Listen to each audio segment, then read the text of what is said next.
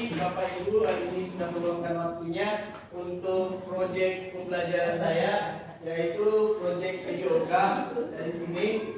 Sebelumnya saya ingin menyampaikan salam. Assalamualaikum warahmatullahi wabarakatuh.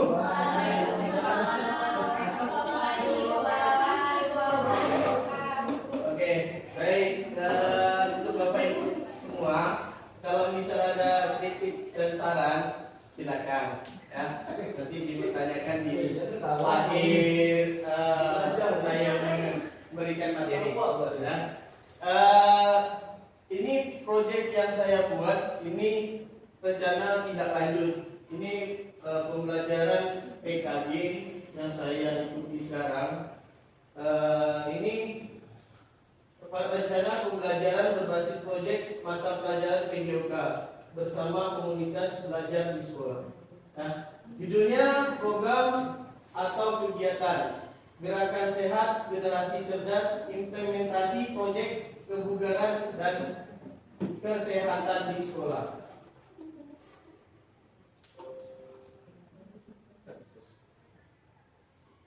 Oke, ini adalah latar belakangnya. Latar belakangnya menindaklanjuti evaluasi kegiatan Jumat Sehat yang biasanya kita Jumat Sehat kan ada. Ya, ya. Yang hasilnya peserta didik kurang tugas atau ini tugas lah seperti itu dalam melaksanakan gerakan senam yang kita pimpin biasa di setiap hari Jumat kan ada olahraga bersama, ada senam bersama, ada makan sehat bersama. Nah, tingginya angka siswa yang kurang aktif secara fisik. Nah, fisik nih kalau rata-rata SMP ini banyak kurang nih. Ya. Pentingnya menjaga kesehatan fisik dan mental, kebugaran dan kesehatan secara dini. Ya. Pelaksanaan program ini nantinya berdasarkan POIS dan ownership peserta didik. Di sini POIS adalah suara. Ya. Suara peserta didik akan diberikan kesempatan untuk berpartisipasi dalam merancang dan mendemonstrasikan kebugaran dan kesehatan melalui penelitian gaya hidup sehat, melalui media sosial, bahkan wawancara. Ya. Choice atau pilihan, peserta didik memilih produk kampanye berupa video, poster atau brosur dan produk kampanye. Ownership atau kepemilikan dengan melibatkan peserta didik dalam proses pengambilan keputusan, mereka akan merasa termotivasi dan memiliki rasa tanggung jawab yang tinggi terhadap keberhasilan program tersebut. Nah, yang kita punya adalah aset manusia, yaitu kepala sekolah, guru PJOK, guru dalam KBS semuanya, dan peserta didik. Sosial, di sini sosial komunikasi belajar, komunitas belajar sekolah yang saat ini kita lakukan, hubungan antar peserta didik. Aset berikutnya fisik. Nah, fisik ini kayak seperti lapangan olahraga, fasilitas olahraga, aula, alat pipa, perangkat teknologi. Nah, di sini ada aset lingkungan alam, taman, yang bisa digunakan untuk belajar dan lingkungan yang aman dan kondusif untuk kegiatan pembelajaran. Baik. Di sini ada tujuan program. Tujuan program untuk meningkatkan kesadaran siswa tentang pentingnya kebugaran fisik dan kesehatan melalui aktivitas olahraga, serta mempromosikan gaya hidup sehat di kalangan siswa. Yang kedua, membekali peserta didik dengan keterampilan hidup yang berharga seperti kerjasama, disiplin, dan tanggung jawab melalui kegiatan merancang dan mendemonstrasikan hasil karyanya. Yang ketiga, menciptakan lingkungan belajar yang inklusif, di mana setiap peserta didik merasa dihargai dan memiliki kesempatan untuk berkembang secara optimal. Ini capaian, langkah-langkah dan hasil yang diharapkan untuk tiap tujuan. Ini ada 3 tujuan nih. Yang pertama, tujuannya untuk meningkatkan kesadaran siswa tentang pentingnya kebugaran fisik dan kesehatan melalui aktivitas olahraga serta mempromosikan gaya hidup sehat di kalangan siswa. Capaian peserta didik memahami pentingnya aktivitas fisik untuk kesehatan tubuh, memahami hubungan antara aktivitas fisik dan kesehatan mental, dan mempraktikkan gaya hidup sehat secara konsisten. Langkah-langkah di sini ada 5. Ya. Langkah yang pertama, memberikan edukasi tentang manfaat kebugaran dan kesehatan. Yang kedua, mengundang ahli kesehatan untuk memberikan ceramah atau workshop tentang kesehatan. Yang ketiga, mengintegrasikan konsep kesehatan dalam kurikulum pembelajaran. Yang keempat, mengadakan sesi refleksi setelah mendapatkan hasil pelaksanaan untuk didiskusikan manfaat yang dirasakan. 5. Menyediakan materi edukasi seperti poster dan pamflet yang mempromosikan gaya hidup sehat. Hasil yang diharapkan, peserta didik memiliki pengetahuan yang baik tentang pentingnya kebugaran dan kesehatan dengan menunjukkan perubahan positif dalam kebiasaan sehari-hari terkait kesehatan serta lebih sadar akan pentingnya menjaga kesehatan sejak dini dan menerapkan dalam kehidupan sehari-hari. Tujuan yang kedua, membekali peserta didik dengan keterampilan hidup yang berharga seperti kerjasama, disiplin, dan tanggung jawab melalui kegiatan kebugaran dan kesehatan yang menyenangkan. Yang capaiannya, peserta didik mampu bekerja sama dalam tim, disiplin, tanggung jawab, dan merencanakan dan melaksanakan kebugaran dan kesehatan secara percaya diri. Langkah-langkah, membentuk kelompok kecil peserta didik untuk bekerja dalam merencanakan kegiatan kebugaran dan kesehatan serta menerapkan tugas dan tanggung jawab yang jelas bagi setiap anggota kelompoknya. 2. Memberikan pelatihan dasar tentang pentingnya disiplin dan tanggung jawab. 3. Mengadakan evaluasi rutin untuk memantau kemajuan dan memberikan umpan balik. Hasil yang diharapkan, peserta didik menunjukkan kemampuan bekerja sama dalam kelompok kedisiplinan dan mengikuti dan mematuhi jadwal latihan dan bertanggung jawab atas peran dan tugas mereka dalam kegiatan kebugaran dan kesehatan serta memiliki rada kepercayaan. Yang ketiga, tujuan yang ketiga, menciptakan lingkungan belajar yang inklusif di mana setiap peserta didik merasa dihargai dan memiliki kesempatan untuk berkembang secara optimal.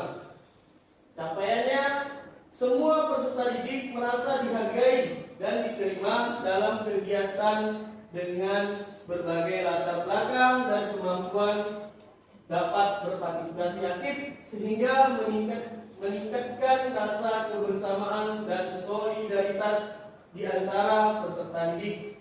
Langkah-langkah: 1. Memastikan kebugaran dan kesehatan dapat diakses oleh semua peserta didik termasuk mereka dengan kebutuhan khusus. 2. Mengadakan sesi orientasi untuk meningkatkan pemahaman tentang pentingnya inklusivitas. 3. Menciptakan lingkungan yang ramah dan mendukung di mana setiap peserta didik merasa aman untuk berpartisipasi. 4. Mengadakan sesi diskusi dan refleksi untuk mendengarkan pendapat masukan dari peserta didik. 5. Melibatkan peserta didik dalam pengambilan keputusan terkait kegiatan kebugaran dan kesehatan. Hasil yang diharapkan, peserta didik menunjukkan kemampuan bekerja sama dalam kelompok, kedisiplinan dalam mengikuti dan mematuhi jadwal latihan, bertanggung jawab atas peran dan tugas mereka dalam kegiatan kebugaran dan kesehatan serta memiliki rasa percaya diri. Struktur program atau dan mitra dalam komunitas belajar. Program kebugaran adalah kesehatan ini dirancang sebagai kegiatan kokurikuler yang menarik dan berkelanjutan. Kegiatan ini akan memberikan kesempatan bagi peserta didik untuk berolahraga secara teratur, meningkatkan kebugaran dan membangun hubungan sosial yang positif. Targetnya dari kelas 7 sampai 7, 8, 9 ya, target ini. Pengaturan program akan dilaksanakan di lapangan atau aula serta kelas jika cuaca di lapangan tidak mendukung, bidang yang nantinya disepakati antara peserta didik dan guru pendamping selama 3 bulan semester depan. Nanti proyek ini berlaku untuk semester depan. Anggota komunitas belajar nanti yang akan berkolaborasi adalah guru agama. Pak Sonim ya, Pak Sonim ya. Siap. Nah, guru IPA, Wapri, ya. Untuk penilaian kesehatan guru IPA, ya. Guru bahasa Indonesia, Pak Adit, Bu Rani ya, bukan, Pasti ya. Siapa? Nah, lagi ya. Maaf ya. Ini yang bahasa Indonesia ini untuk membuat teks kampanye dan guru BK untuk membantu mental dan emosional peserta didik, serta guru seni, nih guru seni belum ada nih, untuk desain posternya, hasil karya. Pernyataan tentang kapasitas yang dimiliki kelas atau sekolah, tersedianya lapangan, tersedianya peralatan olahraga, adanya dukungan program Jumat Sehat, terdapat peserta didik yang memiliki minat dan bakat. Rencana evaluasi menggunakan observasi dan refleksi dari peserta didik, guru PJOK dan staf pendukungnya. Peserta didik yang mengikuti program berdasarkan keikutsertaan aktif dalam program kebugaran kesehatan dan kebugaran dipilih setiap kelas secara acak oleh wali kelas. Guru PJOK yang terlibat langsung dalam program, Pak Robi ya, mohon dibantu. Oke, baik. Staf pendukung yang membantu dalam pelaksanaan program dipilih berdasarkan keterlibatan langsung dan pengetahuan mereka tentang program yang itu anggota komunitas belajar dalam sekolah. Kemungkinan tantangan yang kita hadapi, kurangnya partisipasi dan antusiasme peserta didik, mungkin karena kurangnya partisipasi dan minat, perasaan malu atau kurangnya pemahaman tentang manfaat kebugaran dan kesehatan. Yang kedua, kesulitan dalam mengatur waktu dan jadwal yang mungkin berbenturan dengan jadwal pelajaran yang padat dan jam ekstrakurikuler. 3. Evaluasi dan pemantauan yang kurang efektif, kesulitan mengukur dan memantau perkembangan program secara berkala, dan alat evaluasi yang kurang tepat.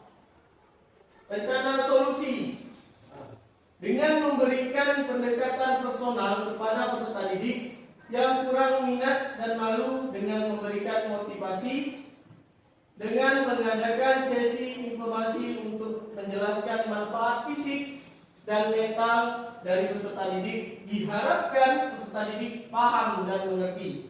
Yang ketiga, mengintegrasikan program dalam pembelajaran PJOK sehingga tidak menambah beban jadwal peserta didik.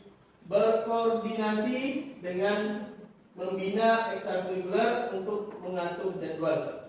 Menetapkan jadwal evaluasi rutin untuk memantau kemajuan dan memberikan umpan balik yang konstruktif, dan melakukan perbaikan jika ada kekurangan. Terima kasih atas perhatiannya. Mungkin Bapak Ibu ada yang bisa menambahkan atau memberi saran untuk proyek yang saya buat. Silakan Bapak Ibu. Foto di mana ya, Pak? Ini foto di kantor ini.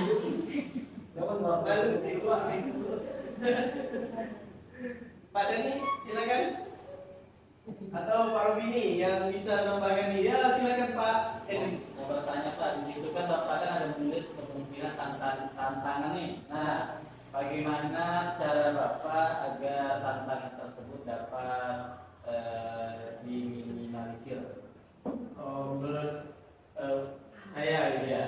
Ya, kalau dari kategori ketiga ini saya menerapkan, saya melihat dulu keadaan dan kondisi yang ada, ya kan, disendangi berjalan enggak gitu. Dan sesuai dengan saya bilang, takutnya kemungkinan berbenturan jadwal nih, seperti itu. Jadi proyek ini bukan bisa dipandang untuk kedepannya bisa sukses nih, ya. Mungkin banyak kekurangan yang akan ada di hadapan Bapak Ibu semua, dan hambatan-hambatannya pasti ada.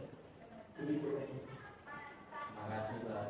Oke, yang lain Pak Sonip atau Pak Robi sebagai guru videokan, bagaimana? Apa Bapi? Tadi kan kalau nggak salah saya yang guru IPA tuh Di bagian kesehatan. ya, Boleh nggak kalau kami kerjasama sama boleh. Kan kita namanya KBS itu kan komunitas belajar sekolah. Jadi semuanya bisa berterlibat. izin dulu lah, Pak? Ada yang lagi tanya? Dah cukup? Oke. Terima kasih atas perhatiannya Bapak Ibu dan waktunya. Mohon maaf kalau saya menyampaikan proyek ini dengan tidak maksimal atau banyak kekurangan. Mohon maaf atas perhatiannya. Assalamualaikum warahmatullahi wabarakatuh. Waalaikumsalam warahmatullahi wabarakatuh.